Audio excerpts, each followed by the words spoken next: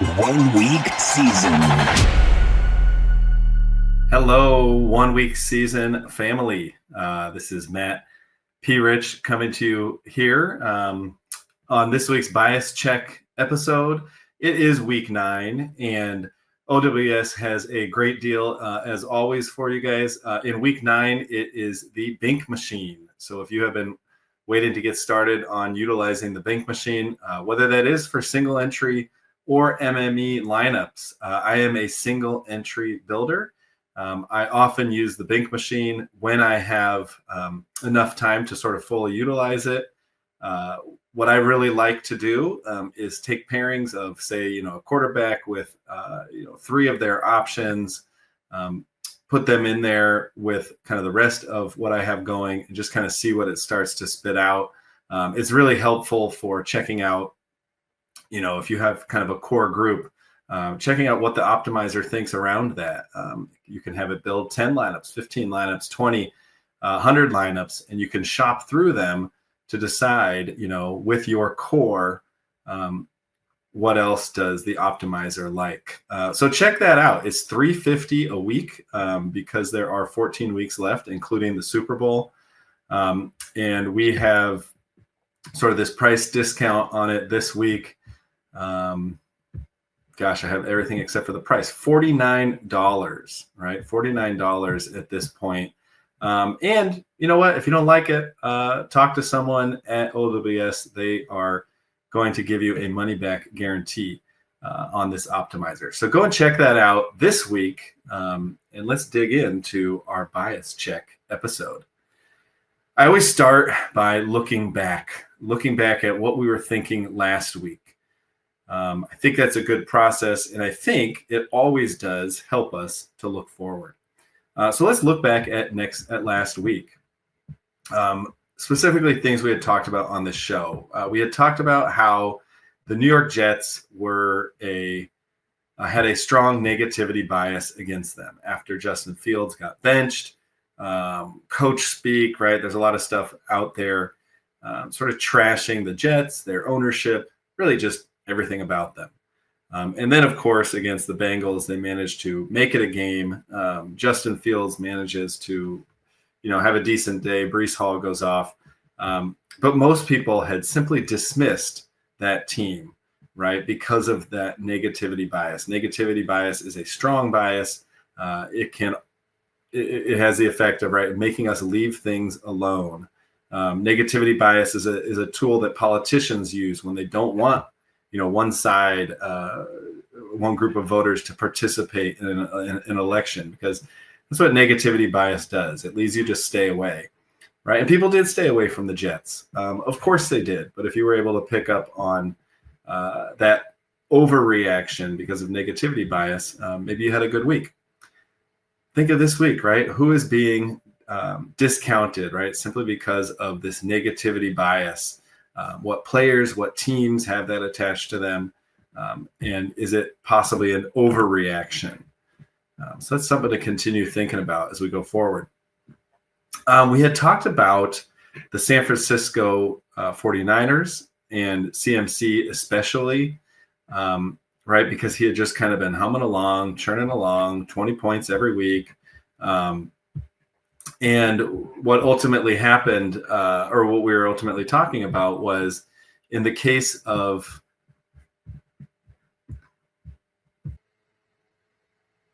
CMC, we underestimate the risks of staying the same, right? Continuing to sort of plug and play CMC every week, put him, in a certain percentage of our lineups. We underestimate the risk of staying the same. We overestimate the risks of doing something different. And one thing in particular stands out, right? McCaffrey had been getting 34% of the targets, of the quarterback targets, had been going to running backs. He only saw 19% of the targets, right? So again, if you rostered him, perhaps you thought, well, at least that is going to stay the same. But something different ended up happening, and that could not have been foreseen there. But sometimes we don't understand those risks and see what might change. We talked a lot about Philly's passing explosion the week that they went off,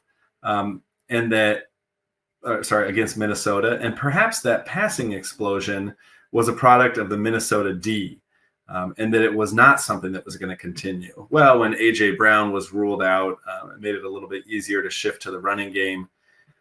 But perhaps if you were someone that played those Hurts doubles, right, Hurts with Goddard and Smith,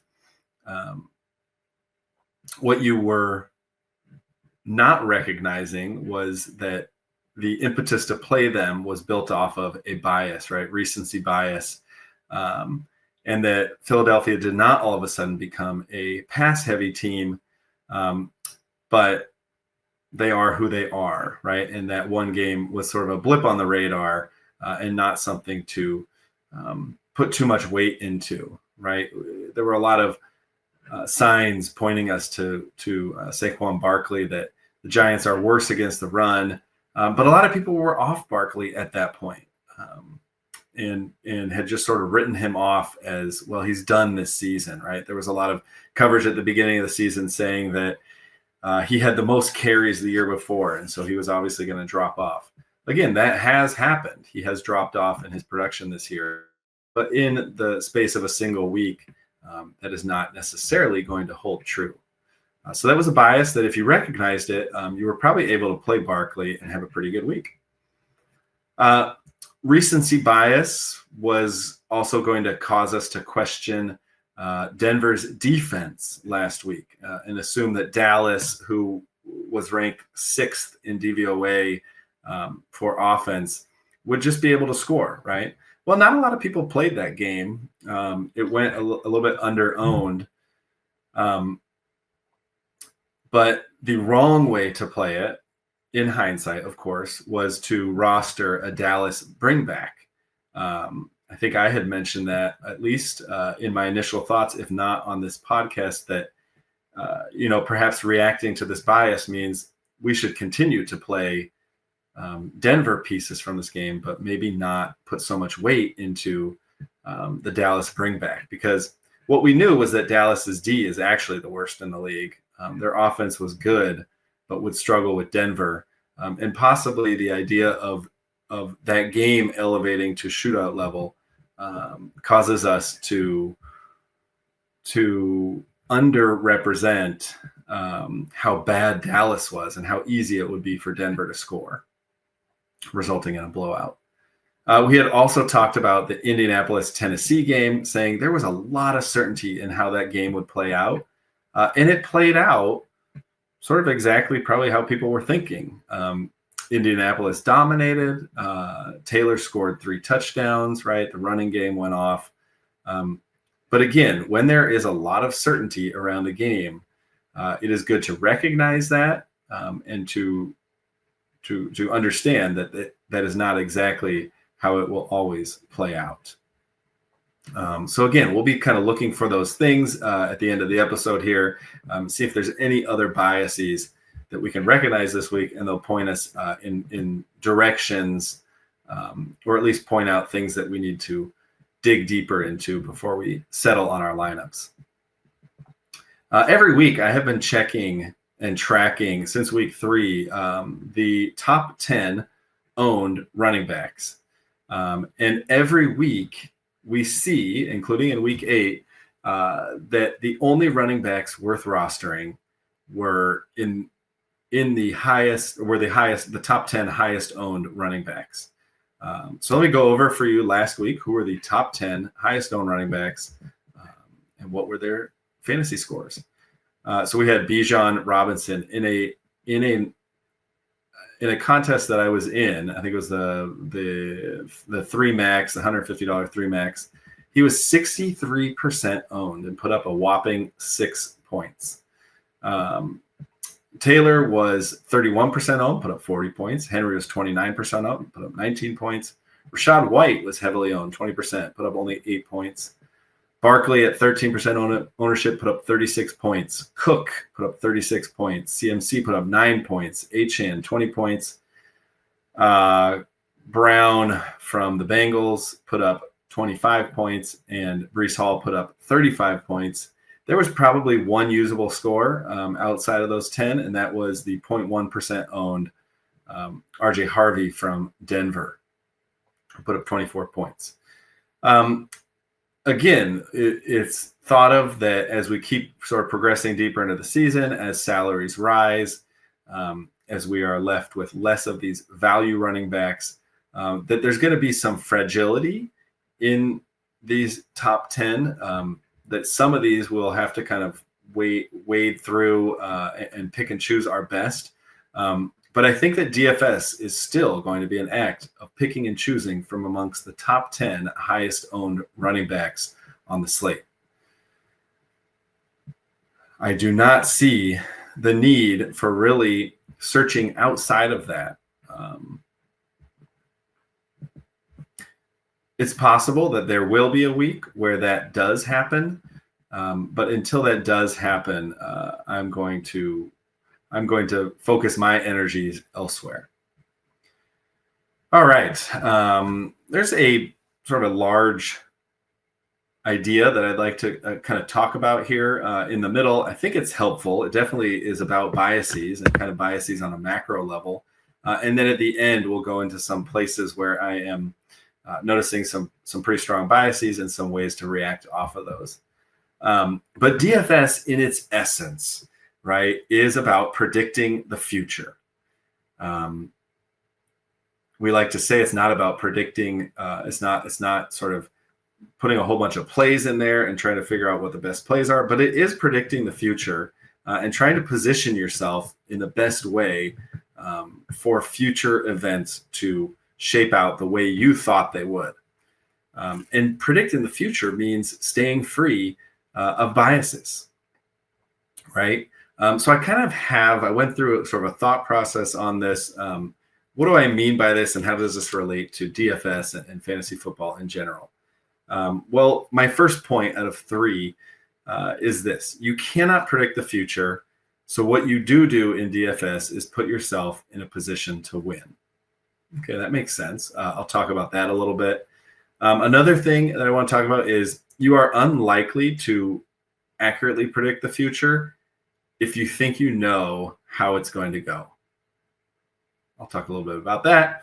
And then the last one is a quote from Hamilton, which I just think is so apropos in this in this instance and for DFS.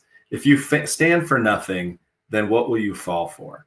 So I'm going to talk a little bit about each of those points and just go a little deeper into those points. So the first one, in DFS, right, this is with anything. You cannot predict the future. So what you have to do is put yourself in a position to benefit from the way that the future unfolds, right? And the best way to do that in DFS is to have a process, to hone your process, but to generally repeat the process week after week that will put you in a position to win. Why is that important? Every week is a different puzzle to fit together.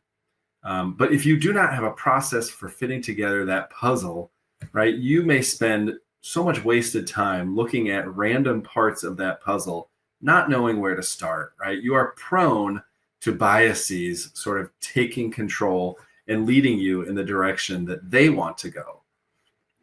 You're prone to sort of cognitive biases right off the bat. If you do have a process, you can actually weed out or recognize those biases as you go, and then come back to them later in the week as long as you've identified them. I have a process that I have been using for a few years now. It has changed. It has adapted as my schedule has adapted, as my knowledge of DFS has adapted. There's been parts of the process I've been able to subtract. There's things that I just don't have time for anymore. I can be real with myself and say this part of the process is not really working. I need to reshape that. But I can only do that if I have something I do consistently week in and week out. You can't predict the future, so put yourself in position to win. Well, how do you do that? Well, you can have rules or normalities that guide your play. One, sort of rule or normality is play highly volatile players, right, with high ceilings at low ownership and fade them at high ownership. That's generally a good DFS strategy. If that's one of your rules, right, that guides your play, then you'll have to make really strong reasons for why to have exceptions for that rule. And in general, right, it doesn't work every week, but if you are playing this as a long game, which is really the only way to profit in DFS, is to sort of take this as the long game. If you have those rules or normalities that guide your play, you can always sort of focus on those, and they can kind of not be your biases, but be your smart rules that you have put in place to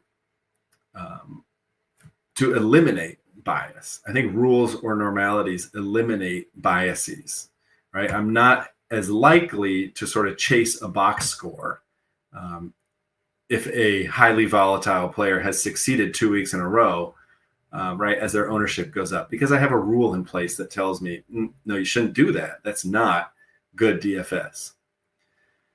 So another one is, so that's, you can't predict the future. So you have to put yourself in a position to win, right? Have a process, have rules or normalities that guide your play. Write them down, keep track of them, go back and kind of update them. That's really kind of the best way to put yourself in a position to win each week. Another one is this, right? You are unlikely to predict the future, but if you know, you are unlikely to predict the future if you know the way that the future will go.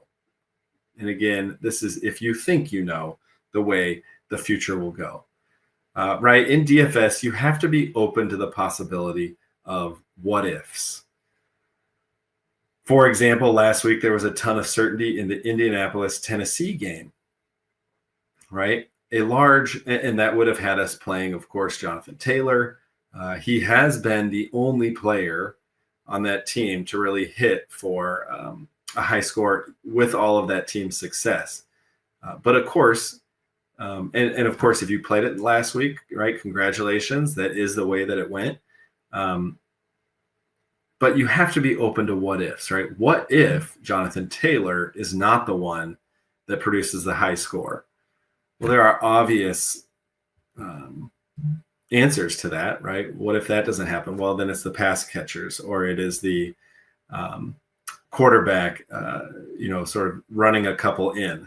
And then you can start to think, okay, well, here's a future that I'm highly certain of, but what if it doesn't go quite the way I want? Well, now I can start to predict the future and put myself in position to win. Coaches often will be telling us things about their teams, and people read into that, right, as a way to predict the future. Now, coaches don't always tell us the truth. They definitely don't always tell us what's going to happen. Often they tell us maybe earlier in the week. They aren't the only one making decisions. So when coaches speak, we need to know when and how to trust those coaches and what they are saying. Again, there are people who have spent their time in the DFS community sort of trying to figure out when coaches are right. There is a website called Coach Speak. There's a person to follow on Twitter. I'm not saying run out and go and do that, because often, right, what we are trying to do is get certainty as how something will shape up or how something will shape out. If you know the way will go, right, if you know the way it's going to go, you can't really predict, or you're unlikely to predict the future. So figuring out what you can take from Coach Speak, right? An example is, okay, Rico Dowdle and Chuba Hubbard from Carolina, right? The coach just came out and said something like, well, we paid Chuba Hubbard, but we're noticing that Dowdle is a little bit better, and we want to maybe lean into him a little more. Again, you may take that at face value and start saying, well, okay, of course Rico Dowdle is going to get this many snaps. It's going to look exactly like this other team does, right? A coach said that. We don't know exactly what is going to happen as a result of it. But it does maybe point us in a certain direction. And it's an interesting thing to sort of keep in mind. But if you think that it tells you exactly what's going to happen, right, and you make a decision based on certainty like that, you are unlikely to get that right. There's usually an angle, right, within that you have to take. And I'll talk about angles in a second. Projections, right? Vegas totals, they're getting better as the season goes on, especially as we get into these middle weeks, right? The projections are better. The Vegas totals are more accurate. Again, we can trust those, but if you think you know the way it's going to go, you're unlikely to predict the future. I read something from Rich Rebar about the success of favorites in the NFL through 8 weeks. Favorites are succeeding at an abnormally high rate. That is not going to continue, right? We know that variance will kick in, and some of these underdogs are going to start winning these games. They're going to start making it closer. Again, if you know the way it's going to go, if you think you know the way it's going to go from Vegas totals or projections, and that's how you are building, that is a mistake, right? You are unlikely to predict the future if leaning into that. You need to see angles in DFS, right? Not everything. There is truth in all of these things. There's truth in Vegas totals. There's truth in projections, in coaches. But take an angle on those truths, right? Again, if you think a certain team is poised to succeed, there are angles within that success. There's not just one way for that team to succeed. There are angles within that, and you need to see those as a DFS player. And part of what I do in my process is to explore different angles after I find something that I feel is a little bit more certain. All right, and the last one here, if you stand for nothing, then what will you fall for? You have to make decisions in DFS. There's no successful way to go about this without making decisions. That's why you will see player grids that reflect different choices, different stacks, different ways to play similar games. And all of these players who are sort of giving you their angles, their ideas, will be successful right over time because they are standing for something. The people that stand for nothing, right, are going to fall for everything. So here's an example. Last week, one of the first things I put into the Bink Machine, right, which we have a discount on this week at OWS for week 9. One of the first things I put in there was play one of the 3 high-priced running backs on every roster. I really just wanted to see sort of what rosters it would spit out if I had one high-priced roster in there. Who would continue to sort of be put in my lineups at high ownership?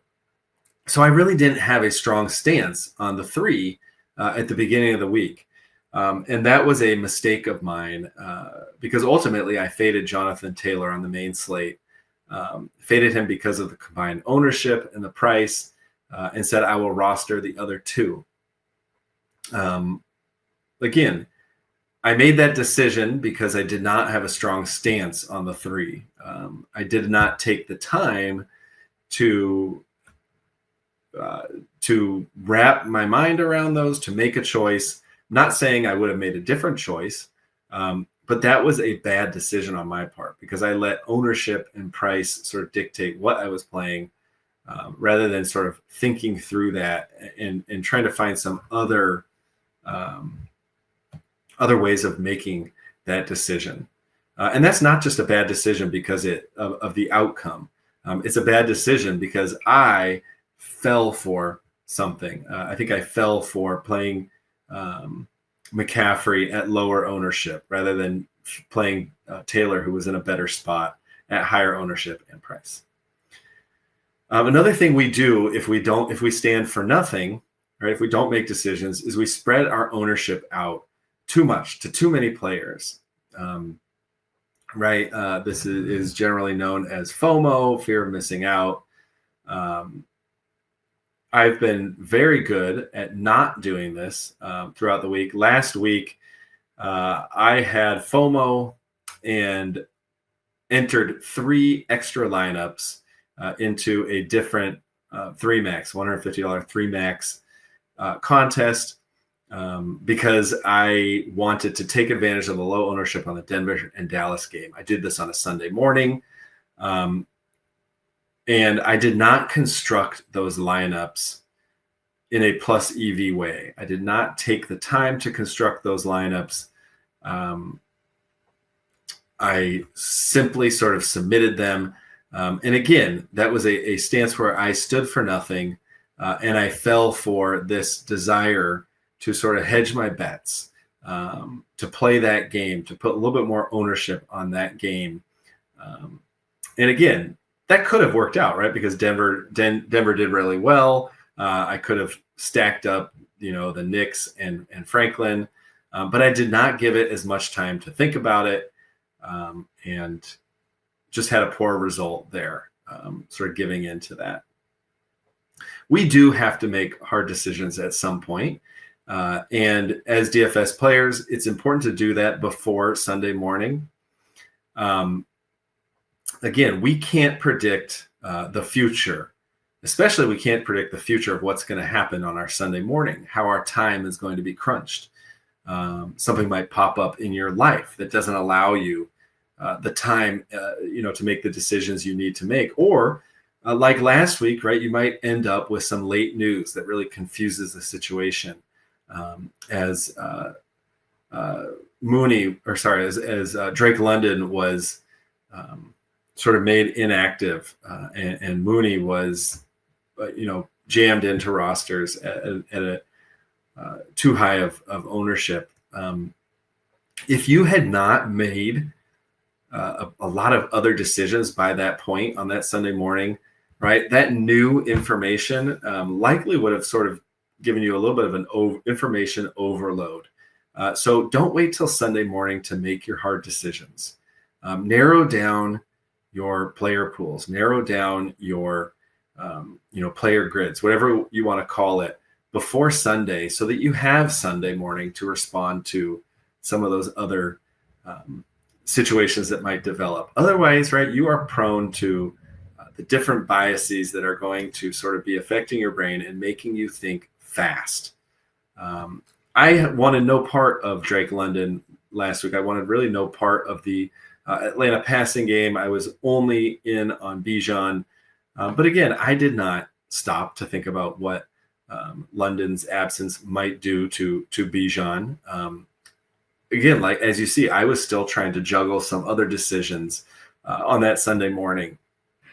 So predicting the future, right, is what DFS is all about. It means you do have to stay away from biases. And there are ways that we can do it, right? There are processes that we can put into our play, into our efforts that can keep us sort of away from biases and more focused on making good decisions. I'd consider going back to that and just replaying that last, what was that, 14 minutes or so, and settle and figure out some things that you might need to implement into your process, because I think that was a lot of interesting sort of DFS strategy and ways to stay free or recognize the biases that may be affecting your play, especially if you have not been successful this season and are continuing to play. It's really important to kind of take note of that. All right. So this week,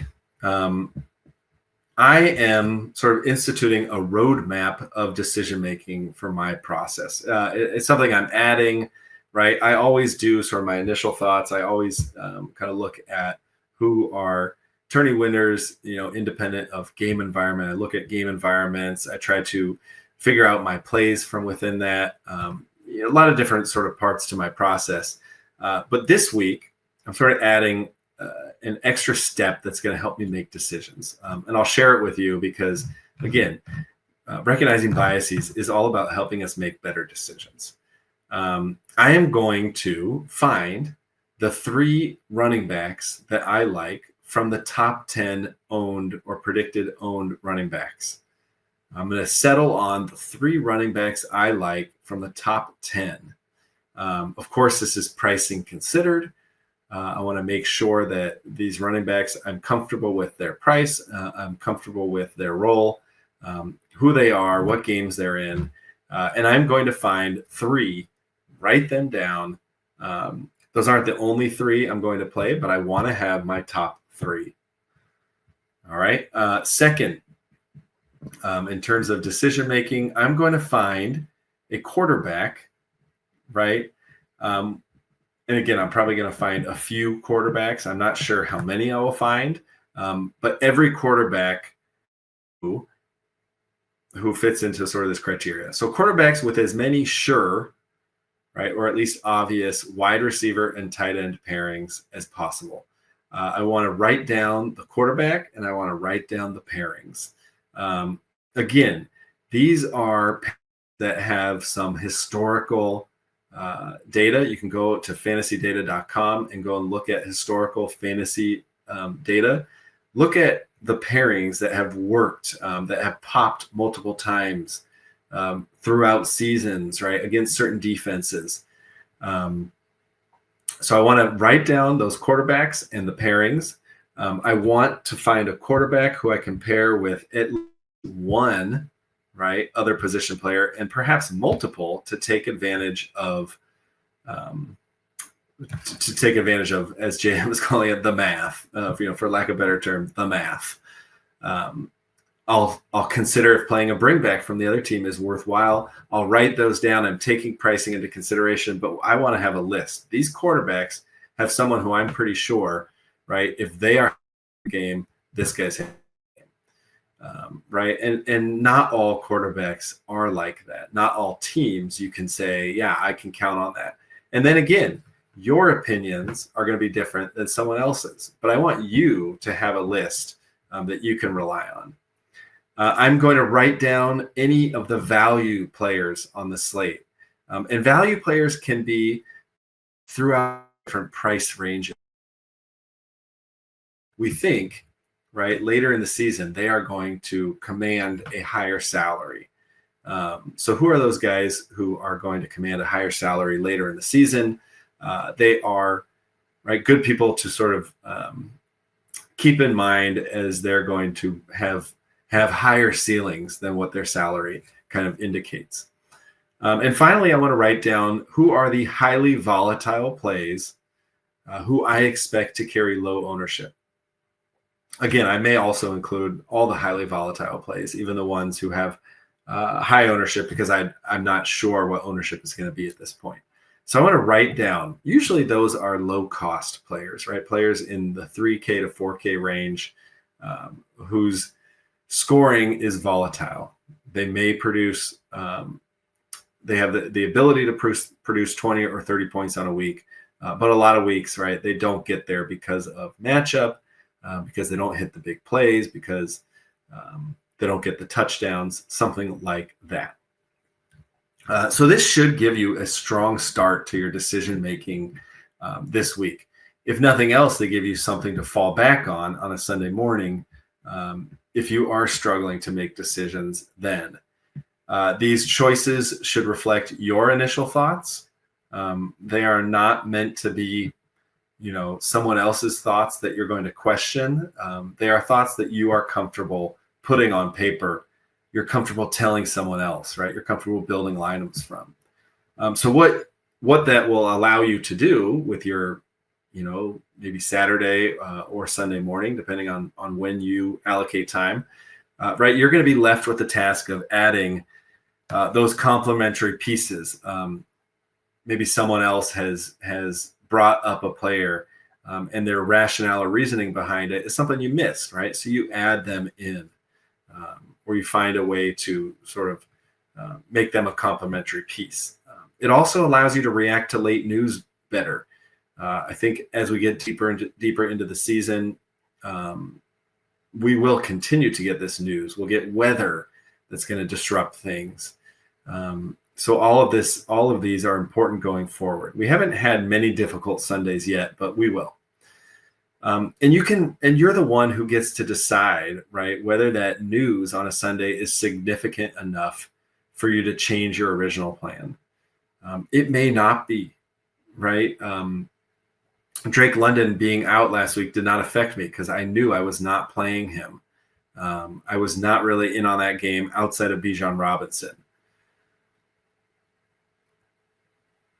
And again, I didn't go into thinking about Bijan Robinson, but you could, right? Does Drake London news affect the way I think about Bijan Robinson? That would be something you consider on Sunday. And, probably for all intents and purposes, it probably would not have changed your thinking, but maybe it would have. All right. So just to say it again, right? DFS is about predicting the future, but predicting the future means staying free of biases. One thing I always do looking ahead is create initial thoughts. I've said that a lot of times. So I just want to give you a couple examples of what my initial thoughts were for a couple games this week that I'm interested in. They're not necessarily the games that I'm most interested in, but I thought they represent how initial thoughts can help. They help me and how they might be able to help you in any given week. So I was writing up the 49ers and Giants game. Here were my initial thoughts.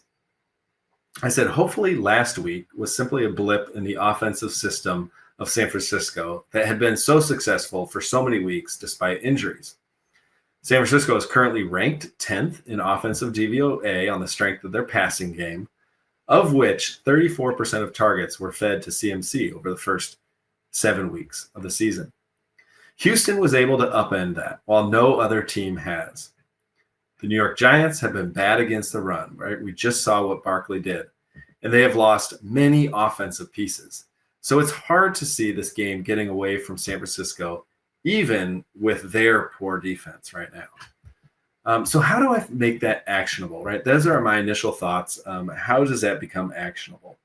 Well, I think obviously what I'm getting at here is I am looking again at McCaffrey and saying, right, McCaffrey had a bad week last week. Hopefully that's just a blip in this offensive system and that it's not due to anything else. And that we can go right back to playing McCaffrey, hopefully at lower ownership than we have been getting him. In addition to this, right, I'm saying that I think I'm also reading into this that the New York Giants don't have many confirmed pieces to play here. So CMC may just be sort of a one-off piece from this game. That's my initial read. That's great. I can always go back to this later in the week if I see things, but I know that that's sort of the way I'm thinking and the way that I'm going to be making decisions. It would surprise me if I did not have CMC on at least one of a 3-max set of rosters this weekend. All right, Bears and Bengals. My initial thoughts were this. This has potential to be a high scoring with Cincinnati's poor defense and high pass rate over expectation offense. Cincinnati is one of the more pass-heavy teams with Flacco.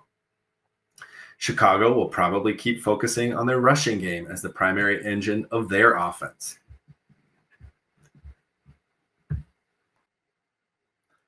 Either way, each side should be forced to keep their foot on the pedal in terms of scoring, but also each side should be able to gobble up clock with their short area throws and runs against a weak D that keeps the clock moving.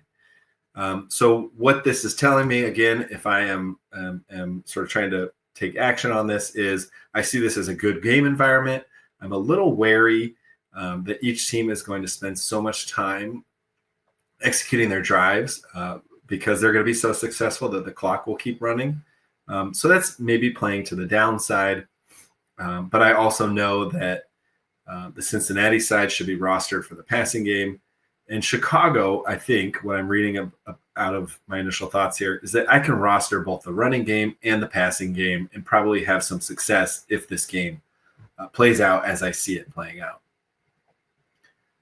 All right. So again, do your initial thoughts, right? They are so valuable. Write down something, anything about these games and be able to go back to it this week.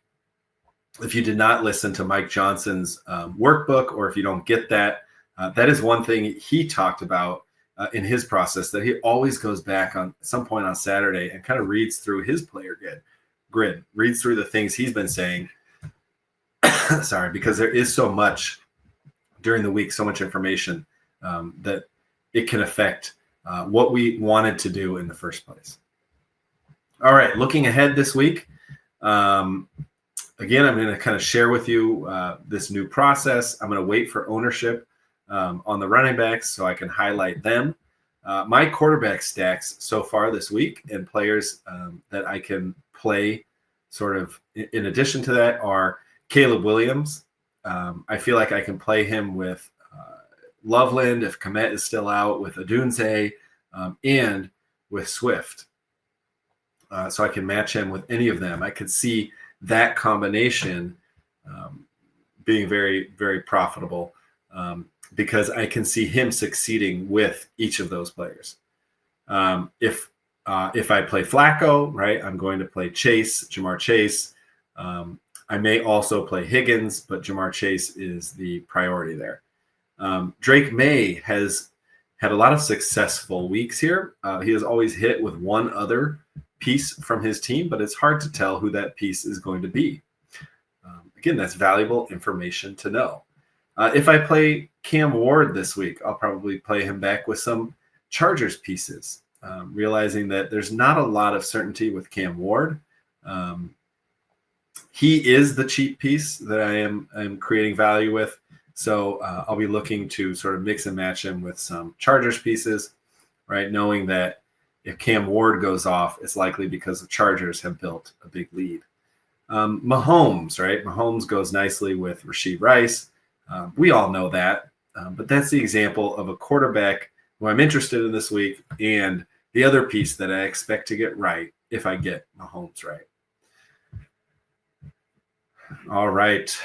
Looking forward this week, I do not have any sort of clear bias spots.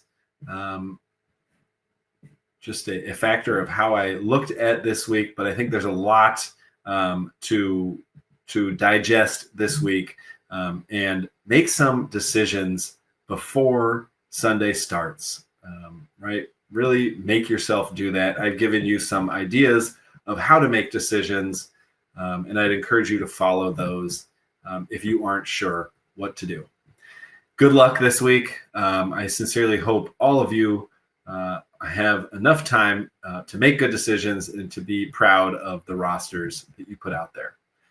All right, I will see you all next week. Thanks again for listening.